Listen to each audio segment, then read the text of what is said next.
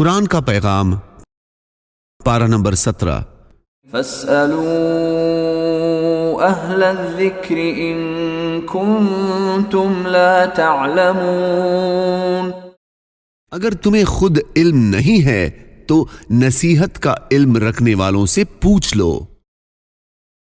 وَنَضَعُ الْمَوَازِينَ الْقِسْطَ لِيَوْمِ الْقِيَامَةِ فَلَا تُظْلَمُ نَفْسٌ شَيْئًا وَإِن كَانَ مِثْقَالَ حَبَّةٍ مِّنْ خَرْدَلٍ أَتَيْنَا بِهَا وَكَفَى بِنَا حَاسِبِينَ۔ ہم قیامت کے دن ایسے ترازوئے لا رکھیں گے جو سراپا انصاف ہوگی، چنانچہ کسی پر کوئی ظلم نہیں ہوگا، اور اگر کوئی عمل رائی کے دانے کے برابر بھی ہوگا تو ہم اسے قیامت کے دن سب کے سامنے لے آئیں گے، اور حساب لینے کے لیے ہم کافی ہیں۔ إِنَّ هَذِهِ أُمَّتُكُمْ أُمَّةً وَاحِدَةً وَأَنَا رَبُّكُمْ فَاعْبُدُونِ وَتَقَطَّعُوا أَمْرَهُمْ بَيْنَهُمْ كُلٌّ إِلَيْنَا رَاجِعُونَ۔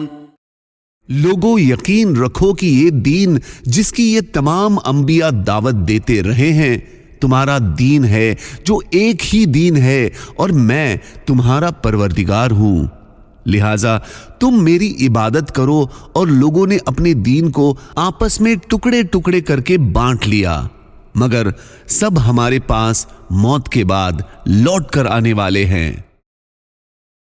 يَوْمَ نَطْوِي السَّمَاءَ كَطَيِّ السِّجِلِّ لِلْكُتُبِ كَمَا بَدَأْنَا أَوَّلَ خَلْقٍ نُعِيدُهُ وَعْدًا عَلَيْنَا إِنَّا كُنَّا فَاعِلِينَ۔ اس دن کا دھیان رکھو جب ہم آسمان کو اس طرح لپیٹ دیں گے جس طرح لکھے ہوئے مضامین کا کاغذ لپیٹ دیا جاتا ہے، اور ہم نے جس طرح پہلی بار پیدا کیا اسی طرح آسانی سے اس کو دوبارہ پیدا کر دیں گے۔ یہ ہمارے ذمے ایک وعدہ ہے اور ہم ضرور اس کو پورا کریں گے۔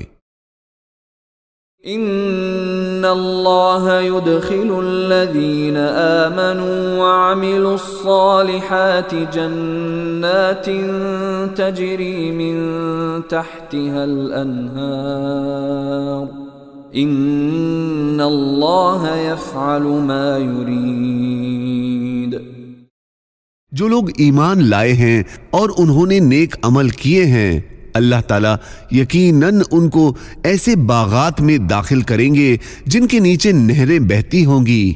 یقیناً اللہ ہر وہ کام کرتا ہے جس کا ارادہ کر لیتا ہے، کوئی اسے روک نہیں سکتا۔ أَلَمْ تَرَ أَنَّ اللَّهَ سَخَّرَ لَكُم مَّا فِي الْأَرْضِ وَالْفُلْكَ تَجْرِي فِي الْبَحْرِ بِأَمْرِهِ وَيُمْسِكُ السَّمَاءَ أَن تَقَعَ عَلَى الْأَرْضِ إِلَّا بِإِذْنِهِ إِنَّ اللَّهَ بِالنَّاسِ لَرَءُوفٌ رَحِيمٌ۔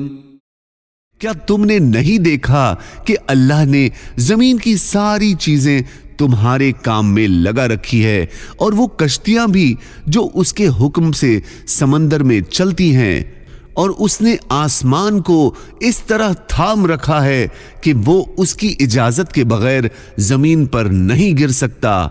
حقیقت یہ ہے کہ یہ سب چیز اللہ نے تمہاری ضرورت کے لیے بنا رکھی ہے، اس لیے کہ اللہ لوگوں کے ساتھ شفقت کا برتاؤ کرنے والا بڑا مہربان ہے۔